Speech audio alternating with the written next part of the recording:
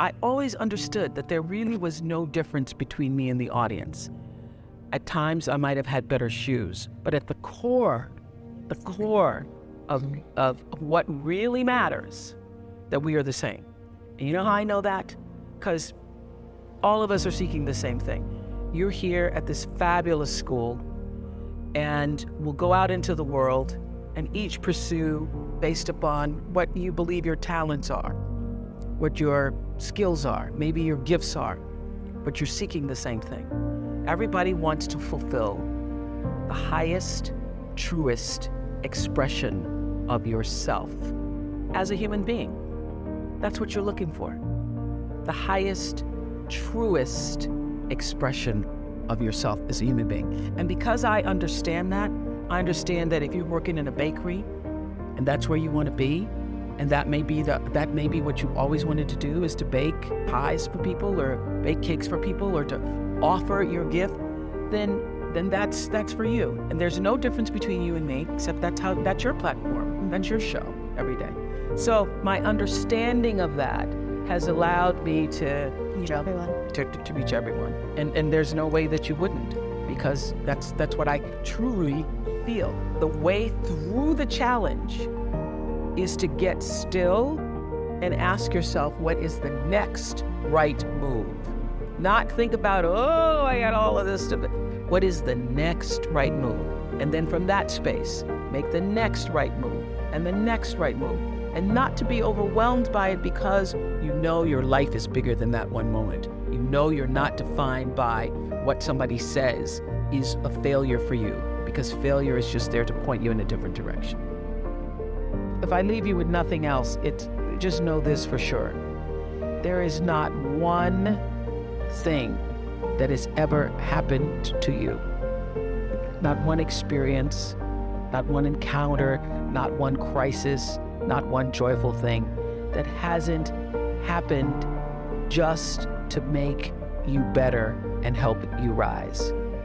Every single thing you're calling in, whether you know it or not, when you figure out that you are calling it in, you actually start meditating or praying or having a spiritual practice, which is the number one thing you need if you want to be successful in the world. You need something that gives back and nourishes you, regardless of what you call that. You need to fill your cup so that you can be so full your cup runneth over and you have enough to give to other people. If you don't fill your cup, you end up dried up. You end up tired, exhausted, and don't have enough to give to other people. You end up resentful every time somebody asks you because your cup is empty and now they want some of yours. So your number one job is to fill your cup and make yourself whole. So for me, the foundational base of empowerment, of entrepreneurship, of any kind of engagement, the foundational base of my success, of my well-being, my wholeness, my everything is knowing who I am and where I come from. In my living room right now is a painting that I've owned now for 30 years. You can Google it. It's called To the Highest Bidder. And it's at the center of my house. And it's at the center of my house because it actually is symbolic of the foundation of not the house, but the foundation for my life. The painting is by Harry Rosalind, who was a genre painter in the early 20th, late 19th century. And the painting's over 6 feet tall, and it shows a slave woman on the auction block holding her daughter's hand. And I cannot come in the door, my front door, or I cannot leave without passing that painting.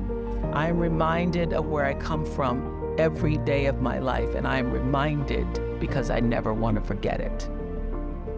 And in my library, I have a framed list of enslaved African-American people, remember I showed you, who were held in bondage on various plantations, listed in the ledgers alongside the cows and the horses and the buggies and the other property. And I pass this list every day. And often I stop in front of it and just speak their names out loud and their ages.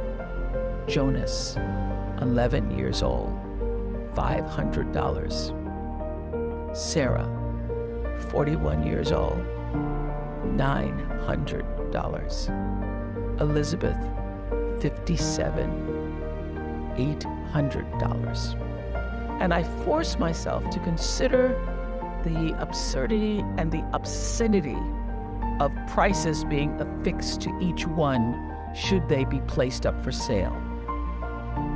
And I sometimes just pause before them with a prayer, particularly before I have to make a big decision about one of my companies or whether I move forward or whether I stay still. It reminds me, speaking those names out loud, not only of where I've come from, but how far I have to go because of them. And it reminds me that I am never alone. It reminds me of what I've come through to get through. I say to my girls all of the time that your real work is to figure out where your power base is and to work on the alignment of your personality, your gifts that you have to give, with the real reason why you're here. That's the number one thing you have to do, is to work on yourself and to fill yourself up and keep your cup full. Keep yourself full. Now, I used to be afraid of that. I used to be afraid, particularly from people who say, oh, she's so full of herself. She's so full of herself. And now I embrace it. I consider it a compliment that I am full of myself. Because you only when you're full, I'm full, I'm overflowing, my cup runneth over. I have so much to offer and so much to give. And I am not afraid of honoring myself. You know, it's miraculous when you think about it.